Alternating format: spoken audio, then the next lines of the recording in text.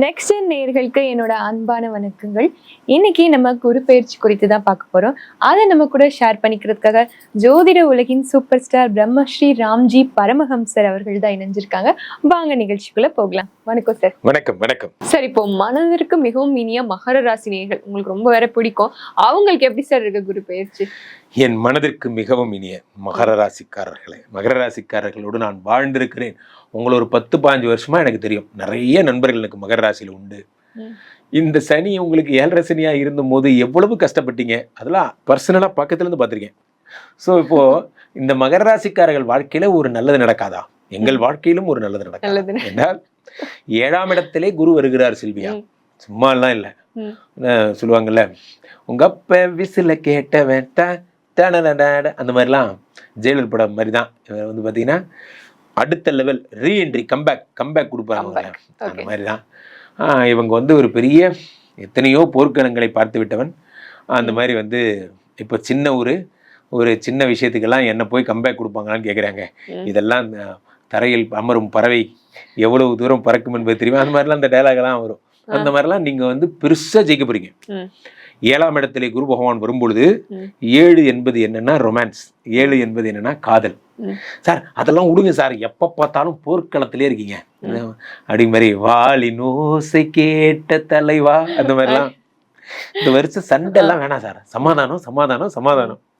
நம்ம ஹாப்பியாக இருக்க போகிறோம். குடும்ப வாழ்க்கையில் இருக்கிறவங்களுக்கெல்லாம், காதல் வாழ்க்கையில் இருக்கிறவங்களுக்கெல்லாம் இந்த வருஷம் ரொம்ப சூப்பரான ஒரு வருடமாக உங்களுக்கு எல்லாமே கை கொடுன்னு சொல்லுவாங்க. ஆமாம், 7ஆம் இடம் என்பது ஹைலி ரொமான்டிக்கான ஒரு இடம். அங்கே போய் குரு உச்சம் என்பது திருமணம் ஆகாதவங்களுக்கு திருமணமாயிடும், கணவர் பிரிஞ்சவங்களுக்கு எல்லாம். சார் அதை விடுங்க சார், ஆமாம் காலையில் தான் உங்களுக்கு டைவர்ஸ் ஆச்சு, மதியானம் ஒன்றா உட்காந்து சாப்பிட்டு இருக்கீங்க அப்படின்னா, அது டைவர்ஸ் ஆனதுக்கப்புறம் ஒரு மூஞ்ச பார்த்தா பாவமாக இருந்துச்சா, அதனால நாங்கள் ஒன்றா சாப்பிட்டு இருக்கோம் அப்படிங்கிற மாதிரி தலைவன் தலைவி படம் அப்படியே உங்களுக்கு நடக்கும். ஸோ 7ஆம் இடத்துல குரு பகவான் உச்சம் பெறும்போது இந்த மாதிரிலாம் ஆடுகளம் மாதிரி ஒத்த சொல்லால அதெல்லாம் உங்களுக்கு நடக்கும்.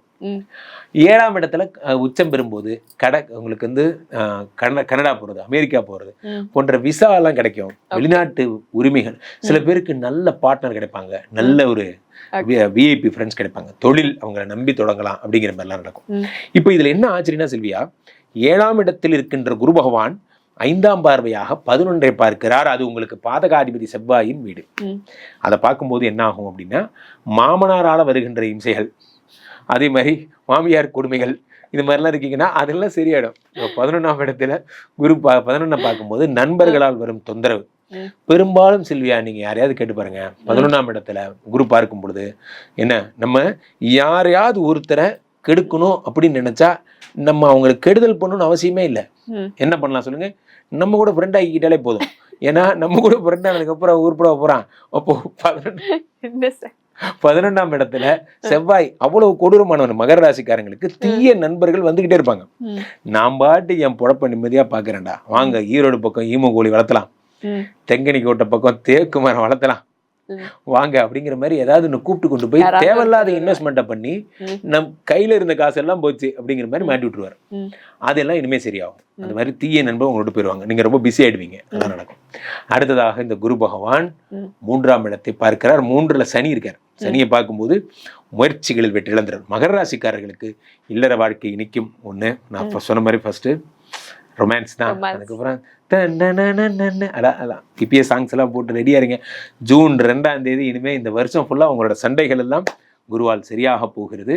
மகிழ்ச்சியா இருக்க போறீங்க. ஓகே சார், இந்த குரு பயிற்சியில இந்த ஒரு விஷயம் உங்களுக்கு சூப்பரா இருக்குப்பா அப்படின்னா என்ன சார்? லவ் தான், வேற ஒண்ணுமே இல்ல. லவ் ஒன்லி புக்கை இந்த வருஷம் மகர ராசிக்காரர்கள் எழுத போறாங்க. அதை ரீஎடிட் பண்ணி 2nd எடிஷன் நானும் என் கணவரும் அப்படிங்கிற மாதிரி எல்லாம் புத்தகம்லாம் எழுதுவீங்க. இந்த வருஷம் ரொம்ப மகிழ்ச்சியான ஒரு சுற்றுலா எல்லாம் போவாங்க. இந்த மாதிரிலாம் போயிட்டு இந்த டைட்டானிக் மாதிரி அப்படி கையை தூக்கிட்டு அப்படி போட்டோ எல்லாம் எடுக்கிறது, அதெல்லாம் பண்ணுவாங்க. ரொம்ப மகிழ்ச்சியா இருக்க போறீங்க. ஓகே சார், இவங்களோட பாசிட்டிவ் பர்சன்டேஜ் எப்படி இருக்கு? 100க்கு 100 மார்க். 100க்கு 100 மார்க். இவங்க ராசியவே குரு பார்க்கிறார். வந்த விருச்சிகத்தை பார்த்த குரு பகவான் கமான் மகர ராசி கமான் அப்படின்னு சொல்லி உங்களை தான் ஃபர்ஸ்ட் பார்க்கிறார். மகர ராசிக்காரர்களை பார்க்கும் பொழுது என்ன ஆகும்னா, குரு பார்வையே பட்டதால இது வரைக்கும் இருந்த குணமெல்லாம் மாறி ரொம்ப யூத்தா, காலைல ஜிம்முக்கு ஷர்ட் பேண்ட் எல்லாம் இதெல்லாம் போட்டு அப்படி ஷூ எல்லாம் போட்டு வாக்கிங் போறது என்ன வேற லெவல்ல ஆக போறாங்க. கண்டிப்பா சார், கண்டிப்பா. நன்றி சார்.